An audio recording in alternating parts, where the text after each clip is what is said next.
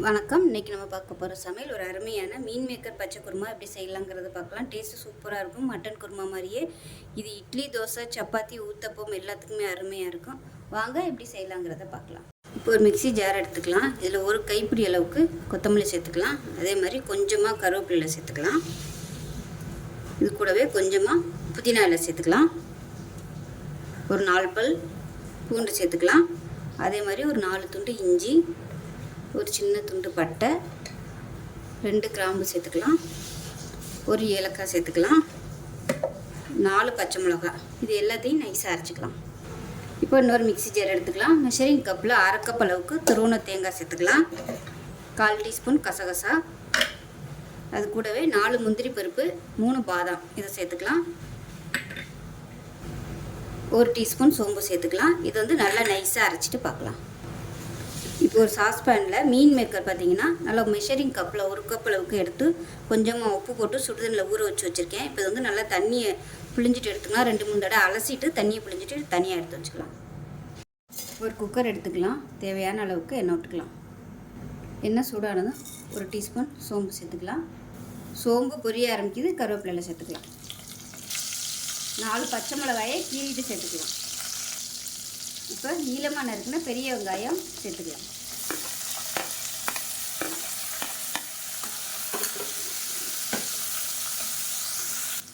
வெங்காயம் வதங்குறதுக்கு உப்பு சேர்த்துக்கலாம். இதில் எண்ணெய் கொஞ்சம் கம்மியாக இருக்க மாதிரி இருக்குது, அதனால் கொஞ்சமாக நான் நெய் சேர்த்துக்கிறேன். நெய் சேர்த்திங்கன்னா நல்லா ஃப்ளேவராக இருக்கும்.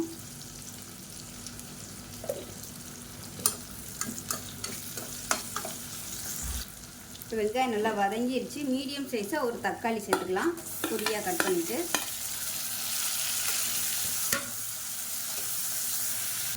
தக்காளி லேசாக வதங்கினதும் இப்போ நம்ம புதினா, கொத்தமல்லி, இஞ்சி பூண்டு அரைச்ச பேஸ்ட்டை சேர்த்துக்கலாம். நான் வந்து கொஞ்சம் தண்ணியாகவே அரைச்சிட்டேன். நீங்கள் நல்லா கொஞ்சம் கெட்டியாகவே அரைச்சிக்கோங்க. அதை சேர்த்து நல்லா வதக்கிக்கலாம். இப்போ இதில் சோயா சங்க்ஸ் வந்து நல்லா தண்ணியை புழிஞ்சிட்டு சின்னதாக கட் பண்ணி வச்சுருக்கேன். இது ரொம்ப பெருசாக இருந்ததுனால 2ஆக கட் பண்ணி வச்சுருக்கேன். இதை அப்படியே சேர்த்துக்கலாம்.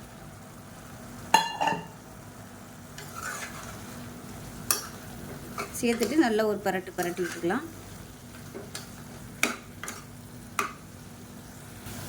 இப்போ தேங்காய் அரைச்ச பேஸ்ட்டை சேர்த்துக்கலாம். சேர்த்துட்டு ஒரு தடவை கலந்து விட்டுக்கலாம். மிக்ஸி அலசிட்டு தண்ணி சேர்த்துக்கலாம். இப்போ நல்லா கலந்து விட்டுட்டு இப்போ குருமா எவ்வளோ தேவையோ அதுக்கு தகுந்த மாதிரி நீங்கள் தண்ணி ஊற்றிக்கோங்க. இப்போ சப்பாத்திக்கு சாப்பிட்றதுனா கொஞ்சம் கெட்டியாகவே வச்சுக்கோங்க. மீன் மேக்கர்லேருந்தும் கொஞ்சம் தண்ணி விட்டு வரும், அதனால் ரொம்ப தண்ணியாக வச்சிட வேணாம். கொஞ்சம் கெட்டியாகவே வச்சிங்கன்னா உங்களுக்கு கரெக்டாக இருக்கும். இப்போ உப்பு செக் பண்ணி பார்த்துட்டு உப்பு சேர்த்துக்கலாம். உப்பு கொஞ்சம் கம்மியாக இருக்குது, உப்பு சேர்த்துக்கலாம். அவ்வளோதான். ரொம்ப கெட்டியாக இருந்துச்சுன்னா கூட நம்ம அதுக்கப்புறமா சுடுதண்ணி சேர்த்துக்கலாம். தண்ணி ஆயிடுச்சுன்னா நம்ம கொதிக்க விட முடியாது. தேங்காயெல்லாம் ஊற்றிருக்கிறதுனால நல்லா இருக்காது. அதனால் கொஞ்சம் கெட்டியாகவே வச்சுக்கோங்க. இப்போ குக்கரை மூடிடலாம். வதக்கும் போதே நல்ல வாசனையாக இருக்கும் இந்த குருமா. இப்போ விசில் போட்டு நல்லா ஒரு 3 விசில் விட்டுட்டு ஸ்டீம்லாம் போனதுக்கப்புறம் பார்க்கலாம். இப்போ ஸ்டீமெல்லாம் இறங்கிடுச்சு. எப்படி இருக்குன்னு பார்க்கலாம். இப்போ பாருங்கள், சூப்பராக வந்துச்சு. ஒரு தடவை அப்படியே மிக்ஸ் பண்ணி விட்டுக்கலாம். இந்த மாதிரி இருந்துச்சுன்னா சப்பாத்திக்கெலாம் தொட்டு சாப்பிட்றதுக்கு சூப்பராக இருக்கும். இட்லி, தோசைக்குனா இன்னும் கொஞ்சம் தண்ணியாக வச்சுக்கோங்க. இது இப்போ கொஞ்சம் லைட்டாக கெட்டியாக இருக்குது. லேசாக தண்ணி ஊற்றி நம்ம கொதிக்க விட்டுக்கலாம். இப்போ இதில் தண்ணி சேர்த்துக்கலாம். கொஞ்சமாக தண்ணி சேர்க்குறேன், ஒரு 1/4 கப் அளவுக்கு. கேஸ் ஆன் பண்ணிவிட்டு லைட்டாக கொதிக்க விட்டுக்கலாம். ஸோ இந்தளவுக்கு வச்சோம்னா இட்லி, தோசைக்கு சாப்பிட்றதுக்கு நல்லாயிருக்கும். இப்போ லேசாக கொதி வரவும் அமர்த்திடலாம். இப்போ நல்லா கொதிக்க ஆரம்பிச்சிருச்சு. கேஸ் அமர்த்திடலாம். இப்போ பாருங்கள், நல்லா சுட சுட இட்லி ரெடி ஆயிடுச்சு. இப்போ இதுக்கு மேலே இந்த சோயா சங்க்ஸ் குருமா ஊற்றி சாப்பிட்டிங்கன்னா சூப்பராக இருக்கும். ஊற வச்சு சாப்பிடையில அவ்வளோ அட்டகாசமாக இருக்கும், மட்டன் குருமா மாதிரியே.